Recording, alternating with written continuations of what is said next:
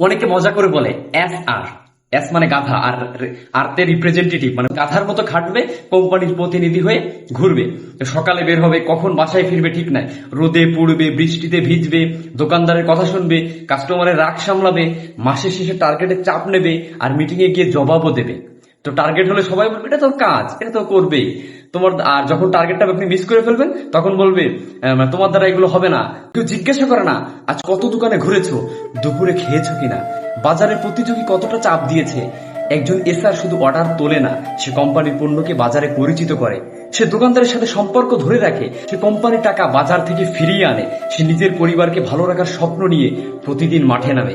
তাই এসআর কে গাধা বলার আগে মনে রাখবেন, গাধার মতো খাটে বলেই এই কোম্পানির চাকা কিন্তু ঘোরে।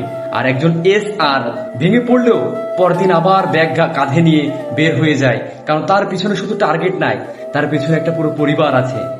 আপনি যদি এসআর বা সেলসে কাজ করেন, ভিডিওটা শেয়ার করবেন, কারণ মাঠের মানুষের কষ্ট একমাত্র মাঠের মানুষই বোঝে। তাই এসআর কে এসআর গাধা রিপ্রেজেন্টেটিভ বলবেন না, এসআর সেলস রিপ্রেজেন্টেটিভ, তারাই কোম্পানির মূল মেরুদণ্ড। এটা কেউ ভুলবেন না এবং এটাকে ছোট করে দেখার কোনো অবকাশ নাই।